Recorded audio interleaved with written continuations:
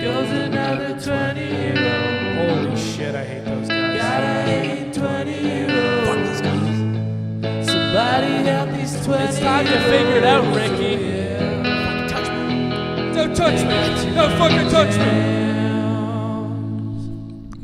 Hello and good morning, everyone, to a nice, beautiful morning cast of Too Many Jams. Today we have, I'm joined with Robbie here, and we're keeping it quiet because it's the morning. Good morning. Good morning. Thanks for tuning in. You're on Too Many Jams, a show about all things 20-year-olds. With help from coffee and other stimulants, we wake up every morning to help solve those issues that seem to leave our age group lost and confused. Robbie, are you at all concerned by the sheer volume on the mics right now?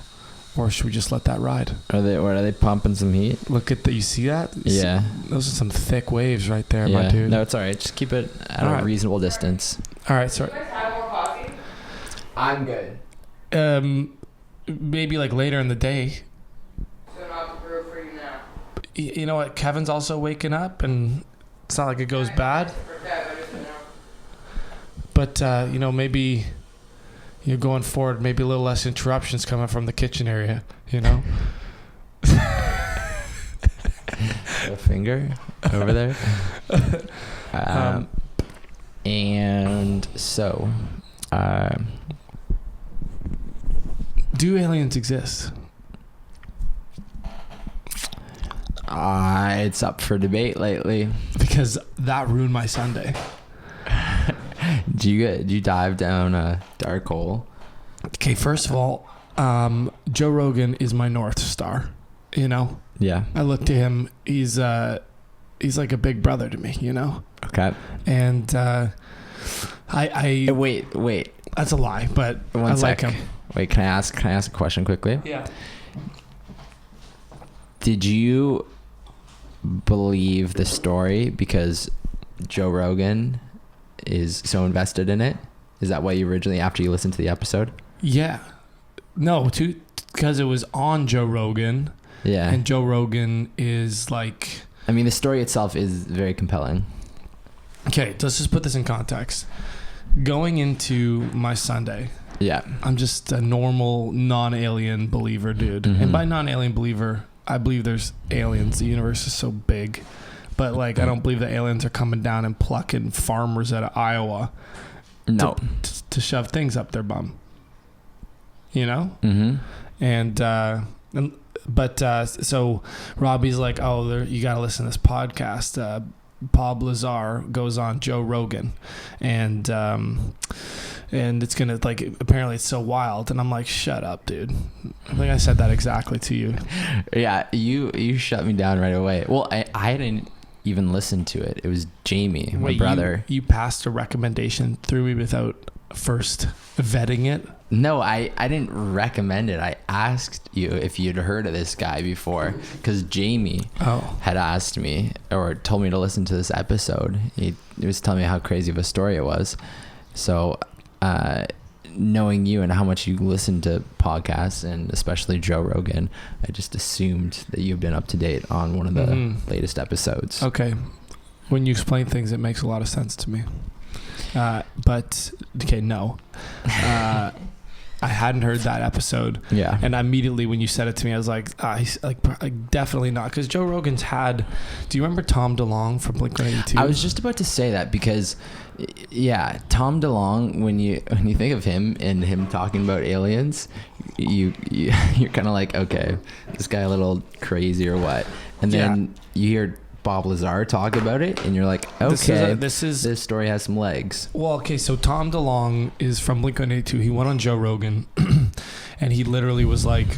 Did you talk about the same stuff? I haven't actually listened to the episode. Tom DeLonge? Yeah. No, Tom DeLonge talked about some nuts-ass shit. And he's like, dude, there's secret levels to the government. I'm in talks with high-level generals, and we're working on a plan. They need me to bring aliens, to deliver aliens to the population, and that's why I'm working with the government.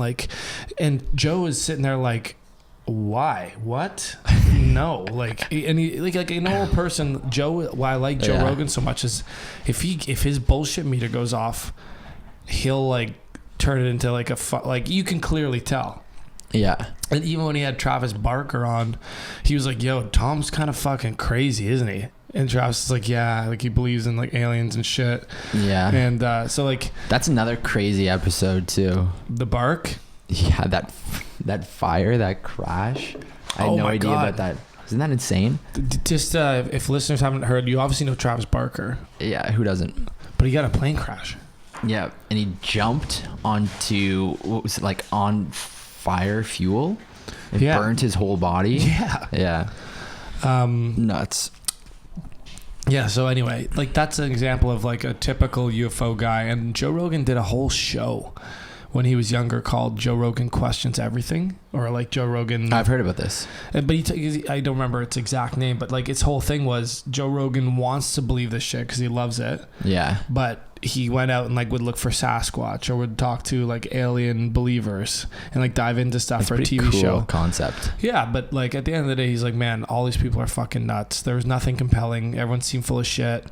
Is that how he originally found Bob Lazar? He always knew about Bob Lazar as like someone who's like interested in the topic. So Bob Lazar, to put it in perspective for you listeners out there, and a part of me really wants to edit in like UFO alien music when we talk about this, so I might do that if I can find All right. it. Yeah, if you have some time. Bob Lazar was the person that put Area 51 on the map. Like Area 51 wasn't always like a UFO like hot spot, popular destination. Oh, was he? So when he originally whistleblowed on them, that's how it came more into the public knowledge that Area 51 exists. Yeah, it wasn't always like, okay, this is where like the United States is or isn't testing UFO stuff. And no, it was just like a really lesser known base. Like no one really cared or even did anything about it. Yeah. Until he came out with it. So the story gets kind of crazy, and there's a documentary on Netflix about it. But so going to this Bob Lazar episode, I don't know that about Bob Lazar. Like I know nothing about him. I don't follow any UFO stuff. Yeah, I knew nothing about him either. So you just told me about the episode. I see it. I'm about to go to the gym. I flick it on, and I listen for about 20 minutes while I'm like cleaning the kitchen and like just about to head to the gym, and then I'm in it, dude. In one. I'm fucking in one. This guy starts talking with such like effortless, like I guess I don't know why, but anyway, he told this story in such a convincing way that I'm like, oh my god, like what? Like this can't be real. So he's sitting there talking to Joe Rogan, sitting next to his producer that produced his Netflix film. Yeah, so on Netflix right now, the film just came out. Or I think it might have come out last year, but it's on Netflix right now. And what's it called? It's called like Area 51 Aliens and fucking Lazar's. Yeah, but it's pretty cool. And some shit like that. So they were on Joe Rogan talking about this together.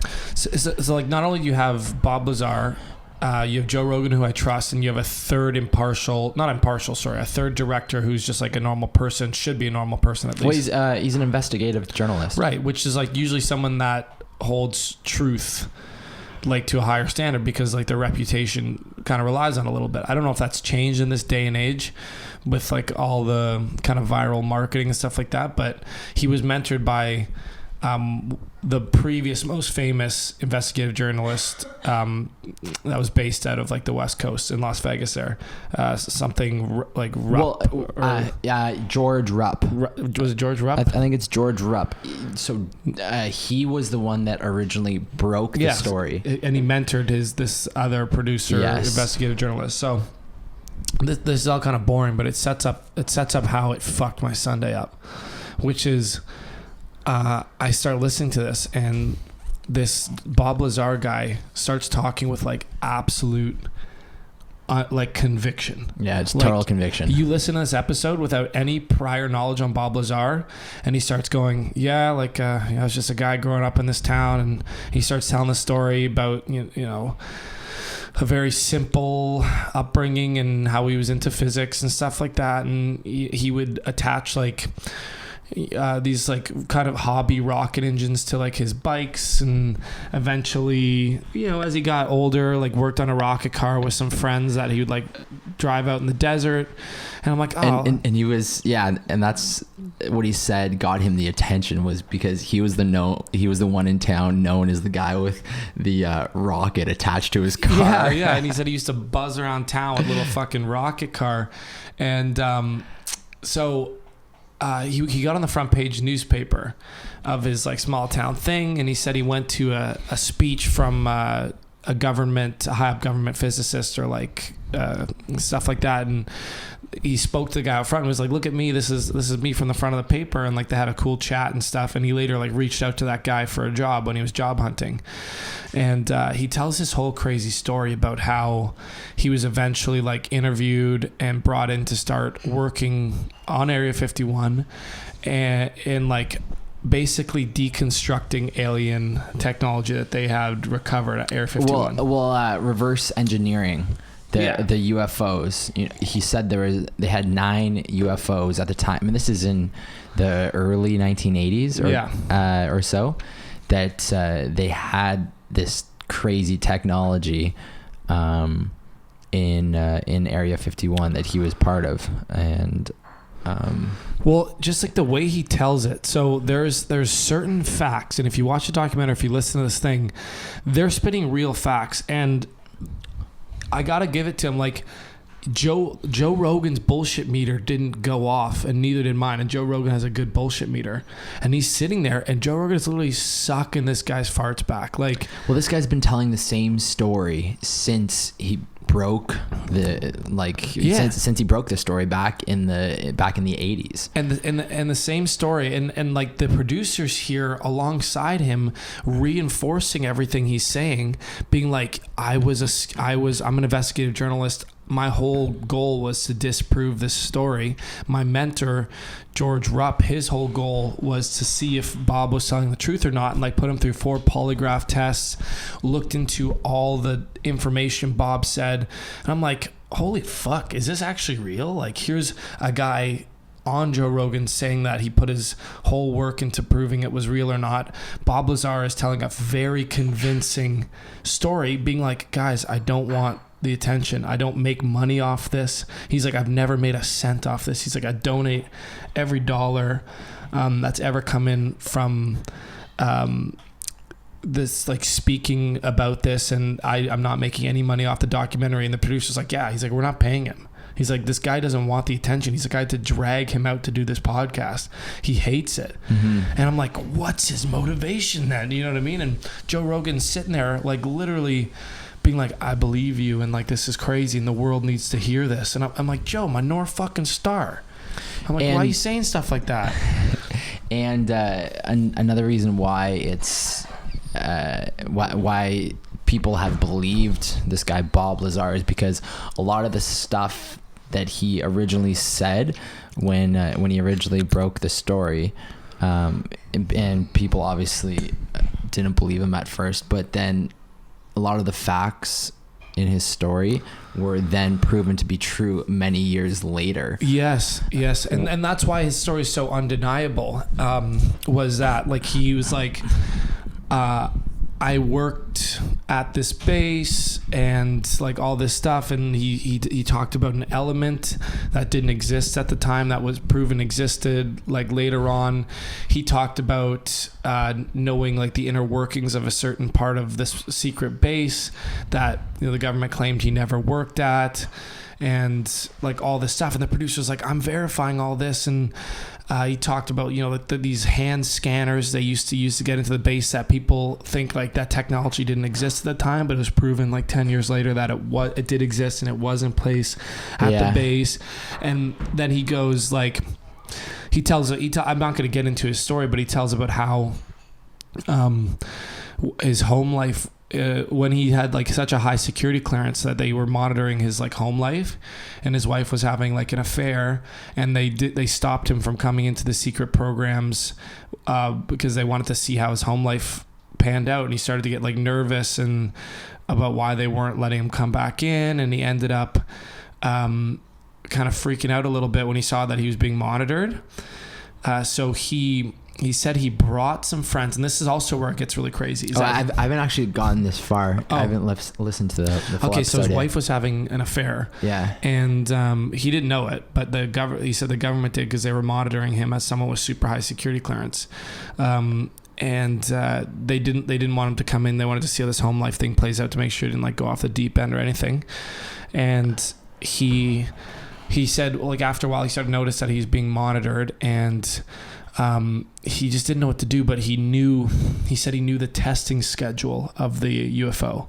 So on 3 separate nights, he brought friends out to see the UFO flying around, and they even filmed it on one occasion. Oh, no way. That's how they got the film. Well, that's how he has such avid believers as well, because he brought friends out there, and they saw this light darting around the sky in a very obviously, like, the way he describes how UFOs fly, like a very, very physics defying way. Yeah. And like all this stuff, and they filmed it for a short video as well. Obviously, it looked like he filmed it through a fucking toaster on a trampoline with like every type of muscular dystrophy like that you could have. Like, no UFO videos ever on like a tripod.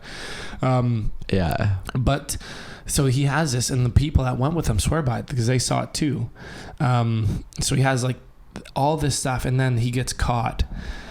They bring him in, and then he loses his clearance. Obviously, I don't know why he wouldn't have been arrested if this was a real story. You know what I mean? Yeah. But he somehow gets released, and he's now worried for his safety, what they're going to do. So he reaches out to an investigative journalist, the most famous one he knew, told him his story, and said, like, I'm worried for my safety. Like, I just need to tell you my story so if something happens. And then this investigative journalist looked into everything and tried to disprove him, and then ended up believing him and ended up leaking the story, and it made worldwide news. Area 51 became a phenomenon, and that's this guy's story. And there's so many facts that he said that, like, the producer was sitting there being like, I verified this, like saying crazy stuff like, okay, so Bob claims that the government started erasing his records, his like birth certificate. Yeah, I've heard of them doing that stuff before. His graduation or his diplomas from MIT and Caltech. His friends, all the people around him started getting investigated by like the IRS, or like looked into by like, or audited, and like all this stuff. And he's like, they just made my life like a living hell. He's like, there's no record. I went to the colleges I went to, and they said people were denying that I ever worked at these places. And then the producer would come on and be like, and then like when I investigated it, he's like, there's some people from the story that Bob named by name that worked at these bases that I ended up like catching up with, and then eventually admitted to me that Bob did work there. And then they found like a directory in the 80s, a paper directory with Bob's name on it at the facility. And then when we took Bob back to these facilities, he was able to be like, that's where I worked, and like, this is the hallway here. The hand scanner that he claimed was at the bases at the time that he got his security badge from, he's like, was proven to me that it existed. People proved like that there was pictures of it there at these bases at the time, that the technology not only existed, but there was like technicians that used to work on it that reached out to me and said it was there. And then I'm like, holy shit, this guy's telling the fucking truth. Yeah. He worked on UFOs at Area 51, and it's so compelling, and it fucked my Sunday up, man. I'm sitting on the couch being like, UFOs exist, they're here, like, what, like, this is real life. Like, why am I even doing anything today? Yeah. Why would I ever do a thing again for any like regular thing? Because UFOs fucking exist. So what? And then you obviously dove into the forums online and the endless.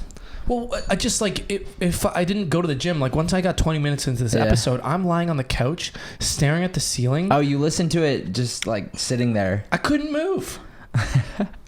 I was like, UFOs exist. So after you listened to the episode, you said you dove into some stuff online because not right away, man. But I believe because I remember, you called me right away. You're like, they exist. Oh, I didn't call you right away. I called you like 4 hours after I listened to it. And then I was at work for the whole day, and then by the time I got home, you're like, I'm a little skeptical. Man. So right away they exist, and I'm sitting there pondering life. And I did end up going to the gym, and I didn't even listen to anything at the gym because I sat there thinking about UFOs existing while I worked out the entire time. Yeah. And I just thought, what does it mean? And then not like, because they didn't just talk about Bob's story. There's like some legitimate footage that the Department of Defense released recently about pilots, videos from F-18s chasing an unidentified object. Yeah. And the pilots from those F-18s, like, this was made declassified, and it's from the Department of Defense. Like, this is real. I looked into it right after because they said it in the podcast, and I was like, let me just see if that actually is real. Let me just see like some basic, easy to Google stuff is real. Yeah. Those videos exist. Those pilots went on Tucker Carlson and like CNN and like other like major networks, and the networks are like, here is a Department of Defense video. Here's the F-18 pilot, and the pilot's like sitting there being like describing what he sees, and he's like, there was 2 planes out there, there was 4 pilots, and you can hear them talking on the video being like, what is that? It's just like kind of like levitating. Is it a drone? And then it would like, you see in the video, it's like moving in it's not got any shape. It doesn't have any like heat signatures or like rotor wash or like jet engines, and it's just like hovering. And this is a real video, an infrared video. Yeah. And the pilots on CNN are like, we believe that it's something not from this world. Like these are like trained top end fighter pilots in the US government going on the news being like, yeah, like we think it was a UFO. So I'm sitting here being like, with that story I just heard on Joe Rogan and these fighter pilots, they even had Neil deGrasse Tyson comment on it on CNN. What did he say? And like, this is what got me about the videos is that he was like, yes, this is very interesting. Yeah. And what, like, Neil deGrasse Tyson said this? Yeah. And like the news reporters, like none of them are going, this is a hoax or whatever, because it's actually from the government. Yeah. And it's obviously like verified footage. Like, you know, when you get footage, people can look into it to see if it's doctored and all that. Yeah. So like it's undisputed footage. Like nobody's thinking that it's hoax because it's from the Department of Defense. And he was just like, yeah, it's interesting. Like, but he's like, there's not enough information here for us to like do anything about it. But like, it's definitely scary and interesting. And then he like left it at that. He wasn't like, no, he didn't explain it with like some physics. Okay, so he didn't really want to pick a side. Exactly. So like I go to the gym and I'm thinking about all this. I'm like, they're real. Like, what does this mean? Like, do I still want to be a rock star now? Like, why do we even go to work in the morning if there's aliens out there? Like, what do I do? Like, what if they just come down and like what is my life going to change like in the next 20 years with a little alien action? Okay. And then, so that's why I ruined my Sunday. I couldn't do any work because I was like, why would I even do work? But why, but like, why not? I mean, not in like a naive way where you're not questioning things, but like, you don't know what's out there. Why not, maybe believe that there could be something out there and that people have the infinite, the universe is so big. Yeah, there's definitely life out there. Yeah. But that does not mean that alien saucer ships have landed on Earth and abduct fucking the only white trash people from fringe trailer parks. You know what I mean? Like, yeah. Like A doesn't equal fucking B all the time like that. I'm not saying that. Well, that's what I'm saying is not in a way that like you don't question it, but there's definitely other stuff going on out there in the universe. And like, but like in this day and age, I would have assumed that if there was an advanced enough species in the universe, that is coming to Earth and is actually flying around and crashing so that the US government would have 9 spaceships. Like, why the US government? That just all seemed far-fetched to me. Like, why would the US government have them? And like, out of everyone, and where did they get them from? And why? All this shit. I was like, dude, normally, I'm like, no fucking way. If aliens came here with modern technology and the phones and the internet, like, you ain't keeping it secret. Sorry. Yeah, and it's not going to fucking, hey Trump, even when Bob was describing the UFO that he worked on, he was talking about going inside, and it sounded kind of eerie, actually. It sounded real. Like when he was talking about when he went inside, how it was all like there were no hard angles in the space, and everything in it. He said, I think he said there was like 3 levels to it, and every level was designed for someone like about half the size of him, and he said there's 3 seats. He said he's about not 3 levels. Oh, it was a 3 seats. Yeah, but like unimportant. He was just like describing. Yeah, he was describing in such detail that you're like, he's seen this. Yeah, but so he said half the size of him, and he said he's about 5'10" on the podcast. But like he just the way he was telling the story was like this happened to him. Yeah, and because he's explaining the technology of it too, and he's like, "This is exactly what we were working on. This is who I worked with.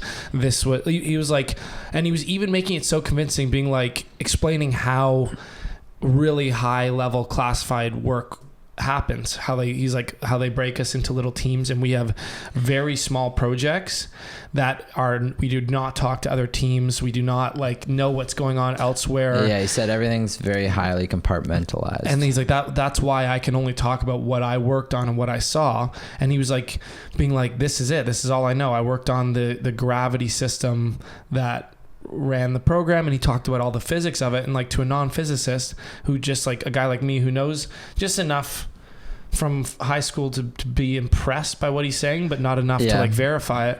I'm like, that all sounds real. Like that all sounds absolutely right. And the way he told the story is the way I would tell a story honestly. And it just was so convincing, and Joe believed it.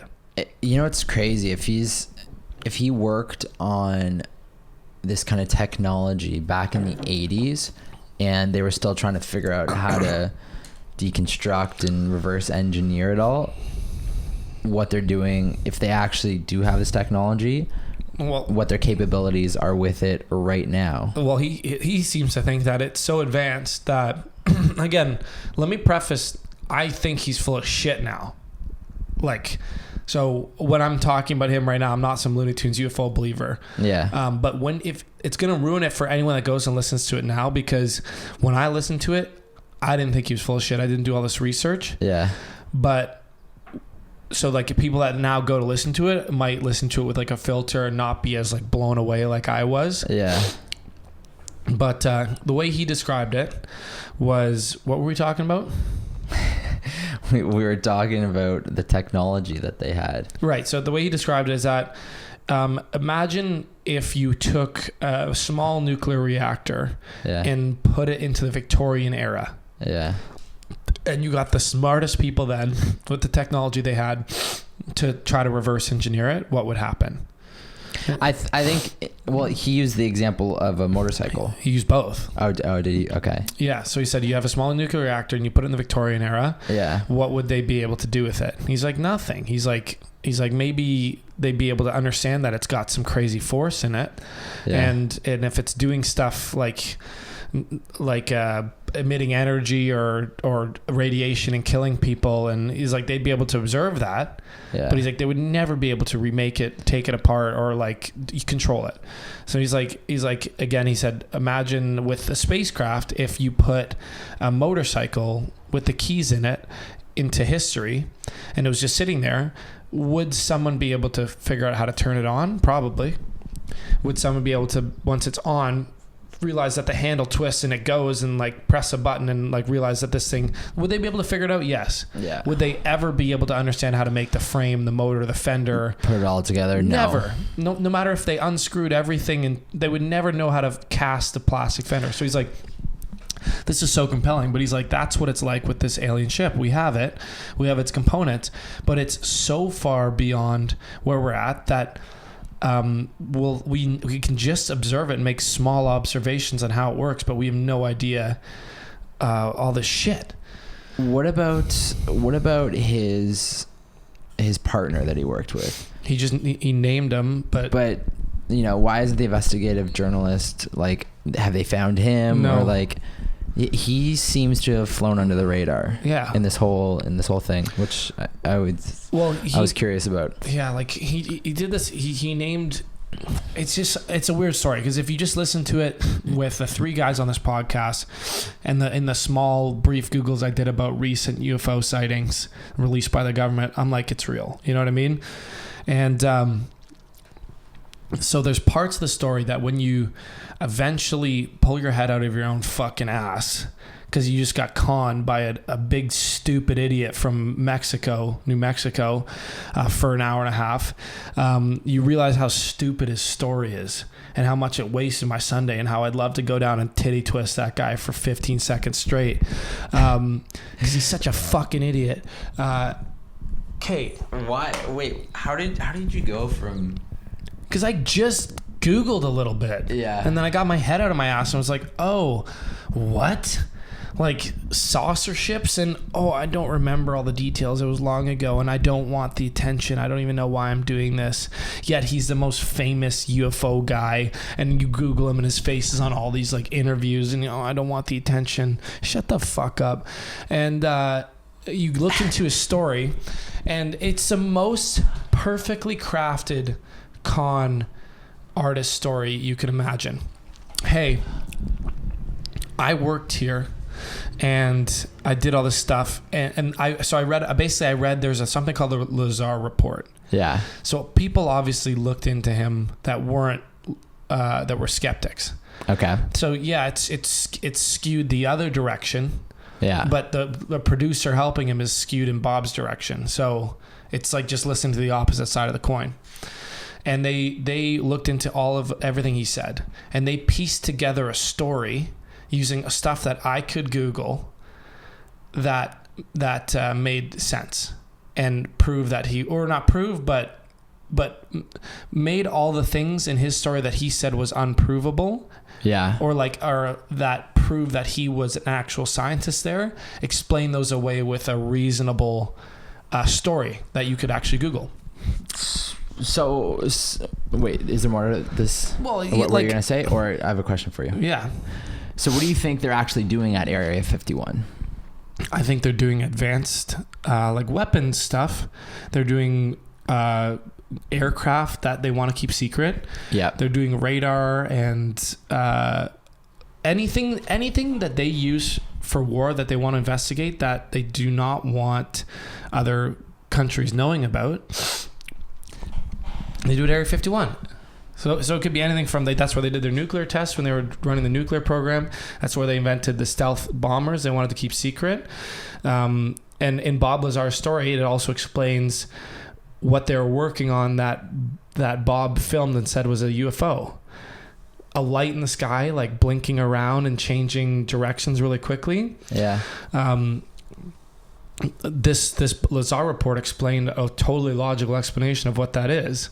And what is it? Well, it just basically breaks down his whole story. And he's like, I read two reports. I read the Lazar report, and I read an actual astrophysicist that got obsessed with the Lazar story, debunking it because he's like, everyone's so stupid. I'm an actual astrophysicist.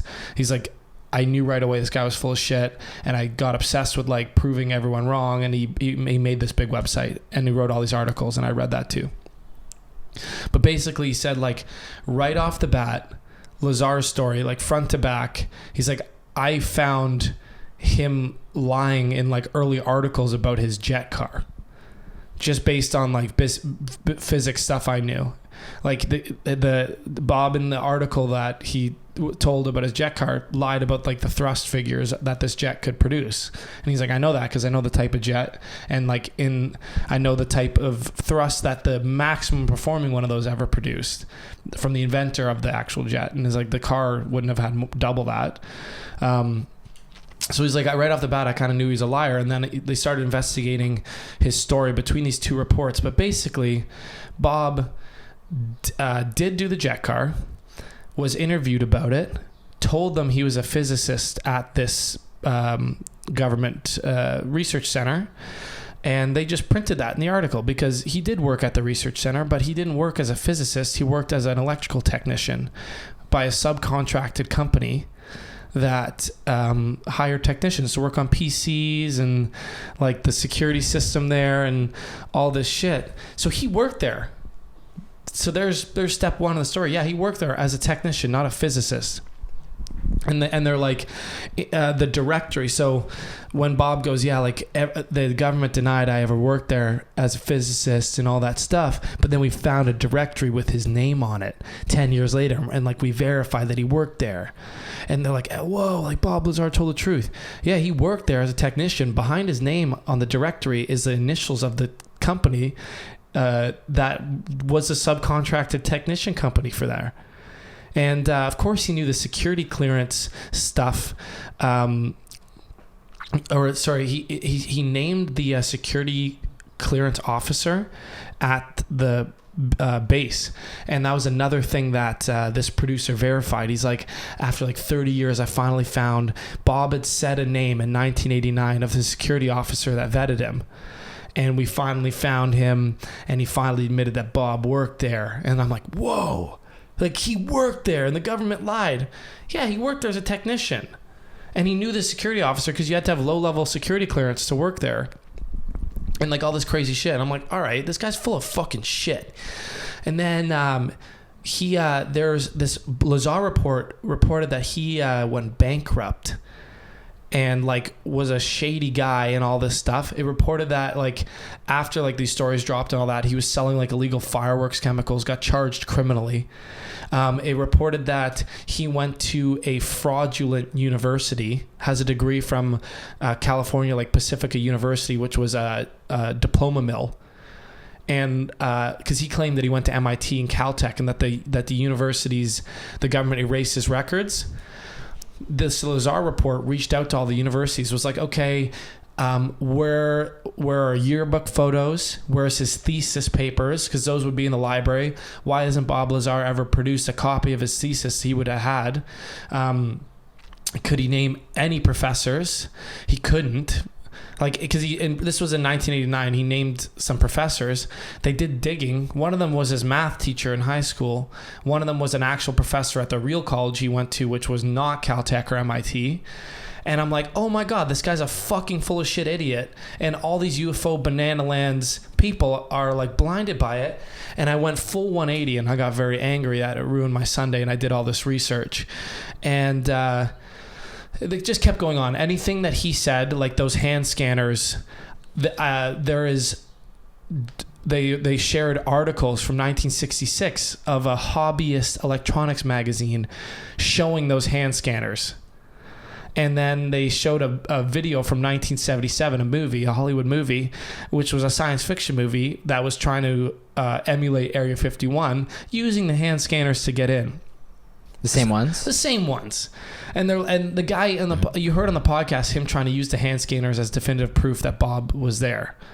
But in 1966 and 1977, these were public knowledge if you looked hard enough. Yeah. And so I'm like, already, like this producer, this dumb idiot producer sitting there like believing all this shit. I'm like, I hate you, dude. Like, you're such an idiot, wasting my time. And there was just other stuff like that. It just kept going. And I went full 180 on Bob Lazar, and I'm like, Joe, like, are you dumb? Like, this can't, like, my North Star just like ruined it for me. And then I came a little bit back, and I was like, is it possible that the government could put out a Lazar report and a physicist website debunking all this shit, that they would go after him with previously filed bankruptcy stuff? And it is possible. Totally. And at the end of the day, what's more probable? That all this stuff is real, because there is a bankruptcy report. I saw it. I read the government. There is a legitimate, because there's a site. It's all public knowledge when someone gets a criminal charge against them. Yeah. I read that, and I was like, okay, this is real. There is no proof on the other side. Right? You can't go, oh, there's no proof, so his side might be right. There is no proof on Bob's side that you can listen to or see at all. There's no proof. And they say, yeah, well, because everyone's against him. It's kind of him against the world. I know, but there is proof on the other side. So you can't just say, oh, like the perfect con is I have no proof because the government erased it. And then they go, it doesn't exist, which means the government erased it, which means he's telling the truth. Like, it's such a stupid way of thinking. Like, I'm sorry, Bob, like, it's a compelling story, but I can't waste any time on it until an alien ship actually comes down and sucks up Hillary Duff or something into space. And I'm like, no, there goes Hillary. Like, they're here. You know what I mean? Like, his story's so whack. And like working on UFOs and like anti-gravity. So the video he filmed with his friends, and his friends that are avid believers. This physicist also talked about what was actually going on the base at the time. Bob legitimately did take his technician job at that government research center. And he, as a con man, reached out to the guy he met when he was in the paper, the one that was a high up in the U.S. government. Yeah. And he said, hey, I've been working as a physicist at this base. You remember me from the article? It said I was a physicist at the base. Can you, is there any other projects that you know, like there was a particle accelerator project going on at Area 51. And he's like, and he knew about it just from working at the research center. And he's like, I'm big into particle accelerators. I'm like a hobbyist at home. Like, if there's anything I could work on there, I'd love to work on it. So this guy was like, yeah, sure. Got him in there, got him a job, which would have required a much higher security level clearance, which would have gone back and seen his bankruptcies, which he would never have gotten high level security clearance with bankruptcies. So apparently, he was hired on, brought into the base, the part of the base. It was like a radar center that also had a particle accelerator that they used to, they used the particle accelerator to shoot a beam into the sky that would jam up radars or create like an erroneous radar feature.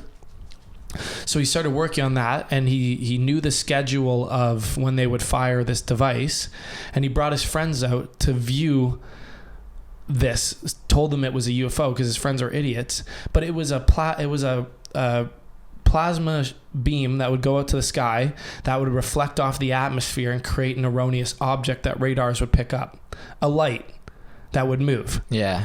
And that was a technology that really existed, that they really were testing there, that would be used to disrupt enemy radar, to make erroneous readings. And they would obviously want to keep that secret because they wouldn't want the enemy knowing that you have this technology. These articles said, like, this is known that it was there. This isn't like, oh, there's aliens and they're keeping secret. Like, this was there. This was something they're working on. And you're like, oh, that makes total sense. Bob was only working there for a short period of time before his security clearance got revoked. They realized he was a con man. Well, when they caught him, not a con man, they realized he was a fucking idiot when they caught him and his friends filming it. They revoked everything. And the reason they didn't arrest him is because he told his friends it was a UFO. And it was probably safer for them to let people believe it was a UFO than for them to convict him for revealing what was actually there. Because no one knew anyways. No one knew anyways. So they just let this kook go, and he has to stick to this UFO story. And like, this all makes total sense to me, right? What if the government's laughing right now because they've actually like conned you into believing their spin-off of the story? But you know what? If the government, and this is no chirp on Trump, but if that's the government, like, the government have people in it. The government has guys like you or me in it. Yeah. Guys we went to university with. Yeah. They're not special. They're not superhumans. They're fucking idiots like the rest of us. Like, there's no way. The government's so dumb. They can't even organize a program to just take care of like the in need people in the States. Yeah. Like, I don't care how much money you have. Like, yeah, they do shady, super secret, awesome stuff all the time. Mm-hmm. But they ain't got UFOs, dude. Yeah, you know what? One thing that I've realized is that whether it's like you're part of a, I guess maybe like the fraternity would be a good example of this. Yeah, is that, you know, before you get involved with it, and you don't really know much about it, but all you really do know about it is like from an outside perspective in movies, in popular culture, and like you see these political figures on TV, and you hear all this stuff, like you must think, oh wow, they're like so highly like functional, and it's crazy what they're doing and stuff. But then once you actually get involved, it's just college kids. It's just, you realize that they're people like you and me with just a little more responsibility on their plate. Yeah. And I mean, there definitely is like a lot of very like highly intelligent people working for them, and you know, like the security is much higher and stuff, but you just realize that, like, you know what, it's you and me could be doing this stuff, and though you're like the whole sort of facade breaks down, the facade breaks down. They're just people, right? They're people that are working on just private scientific stuff, and there is no doubt that the government does stuff like the CIA or the FBI would do, shady stuff like organize mass lies and manipulation. Like there's proof of all this. Like propaganda works, and governments do it all the time, especially like throughout history. All the time. This is real. The government does lie. The government can pull off stuff like that, but like the where it starts to separate from reality is when you start to talk about stuff like the government has anti-gravity rays and a fleet of flying saucers, which defy all laws of physics, and they're able to keep that secret, and they talk to aliens, and like, no, man, they can't keep anything secret. Everything, the stealth bomber got leaked, Area 51 everyone knows about, the plasma thing, radar, like everything gets out. Everything gets out that they've, you know what I mean? And eventually, like say 9/11, they did it. I'm not saying they did, but say 9/11, they did it. Eventually that will get out. Like they're humans. They can keep nothing is going to be like perfectly orchestrated ever. No. So like, that's why I'm like the government, it's not like, imagine fucking Trudeau's government being like, all right, guys, like this is the mass like UFO thing we're gonna cover up. Like let's keep it all in there. And like you're like, shut the fuck up. This guy's a fucking school teacher. Like he doesn't have any mass manipulated UFO hidings. Like no, fucking this blows. It just bugged me that I got so into it. Trust me, I'm not a skeptic. Like those videos from the pilots are actually compelling. That something might have visited. What's not compelling is they plop down and the U.S. were like, sup guys, here's some ships, like, what up Prez, what up council, like let's fucking hang out and like investigate UFO stuff. Or like if they're so advanced that they can defy gravity and time, they're gonna crash and anyway, it just bugged me. I got so into it, man. We should wrap things up. Yeah, we should. I think there was other things we wanted to talk about, but we'll they were funnier and more interesting. So I don't want to put them for tomorrow. You know what? Tomorrow we got a guest coming on, so I don't want to put them at the end of this, like, because we learned people don't really listen to the end. Especially like I could see a lot of our friends getting about 15 minutes into an episode that I think I'm going to put the title of this episode as I was like, UFOs exist or something like that. Just total clickbait. Yeah. So I don't know if we're good at commenting on stuff to keep it entertaining. You know what I mean? I gotta listen to the rest of that episode so I can. I'm just saying, like, look into it for yourself. Sort of like, don't take my word for it. Yeah, make my own judgments. But definitely, it blew my, and I even recommended it to people, dude. I sent it to a few people. Like, well, because it's interesting to hear. There's nothing wrong with recommending it. You'd be like, listen to this. This is compelling stuff. This is a cool story. This might interest you. Make your own decision about it. Yeah. And U.S. government, if you're listening, and there is UFOs, just send me an email. Let me know so I can just, not be so conflicted. Just send me a fucking email, dude. Just a picture. Send a picture of one. Send a saucer or something. Send a saucer at me. Or aliens, if you're listening to this. Saucer. Aliens, I wouldn't mind just knowing. Like, abduct me. You know what I mean? I wouldn't mind just knowing. Scoop me up. I don't care if it really fucks up my future, because I just want to know. Yeah. All right, on that note, all you UFO fans that stuck it out to here, live long and prosper, and we will see you next Tuesday.